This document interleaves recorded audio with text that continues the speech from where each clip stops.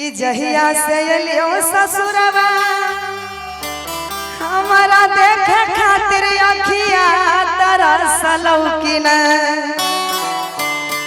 नंदनी जी अपने बॉयफ्रेंड से कहती है शादी के बाद कि दिल में धसलौ कि नहीं कोनो छौरी आरे फसलौ कि न। कि यार संगम के दिन रतिया कटलौ कि न। अरे नंदनी के बिना रतिया कटलौ कि न। सभी आदमी को ताली के साथ कहना है कि दिल में धसलौ कि नहीं कोनो छौरी फसलौ कि न।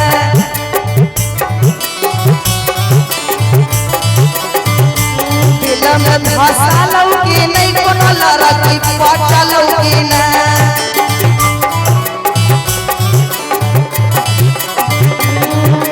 छोड़ के आइयो ससुरवा मन मारलौ कि न।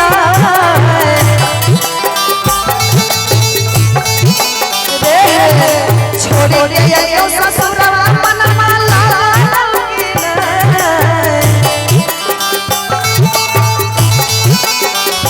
दिल में धसलौ कि नहीं कोनो छौरी फसलौ कि न। दिल में धसलौ कि नहीं कोनो छौरी फसलौ कि न।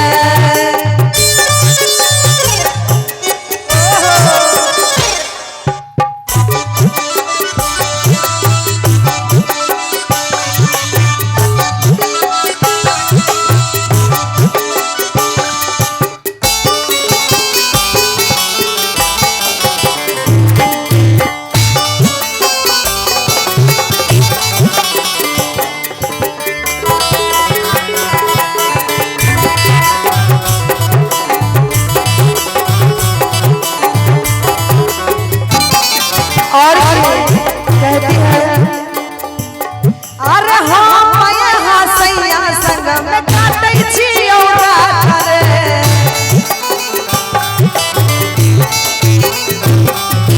तू की कोनो छौरी अरे से करै नै छी बात रे। एक मिनट कैसे हम तो बियाह के चली लियो ससुराल तो वहाँ केना रहे हो भी नहीं रहे हो भी। हम तो यहाँ ससुराल में सैया संग में रात काटे छियो आ तोरा कोनो छोड़ी रह दे देख के हंसबो नहीं कैला। और कहेंगे अरे हम यहाँ पिया संग में काटे छियो रात रे।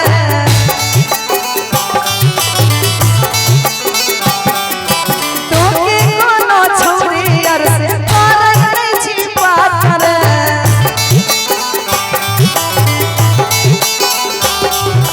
देखे खातिर आँखिया तरसलौ कि न।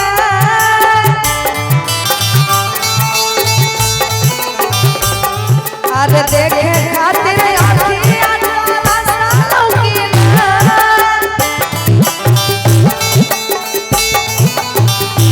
दिल में धसलौ कि नहीं कोई छोरी पटलौ कि न। दिल में धसलौ कि नहीं कोनो छोरी पटलौ कि न।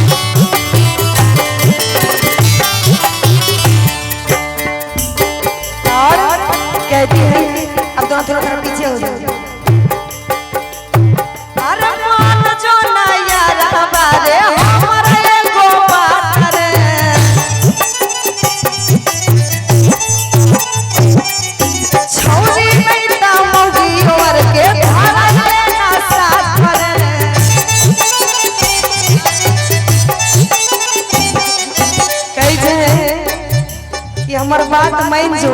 अगर छौड़ी कोनो नहीं पटे छौ ना, आजकल इंस्टा फेसबुक पर देखे छिए 5-5 गो बच्चा के माय रहे छे, ओहो भाग गेल अपना भतीजा के लेके, तो भगने साथ में बियाह कर से नहीं होई छौ तो कोनो मोगिए लेके भाग जो। अरे मान जो ना यारा रे हो रे एगो बात रे,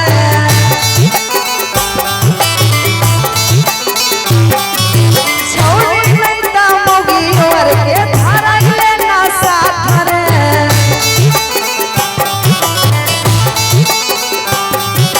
नंदनी के बिना रतिया कटलो की ने,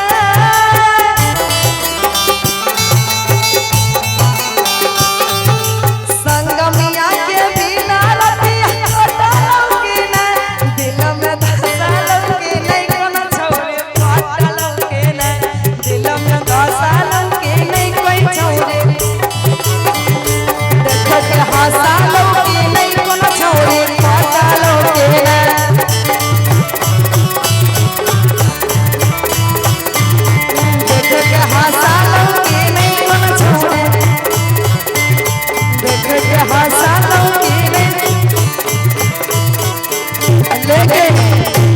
इसी में कहेंगे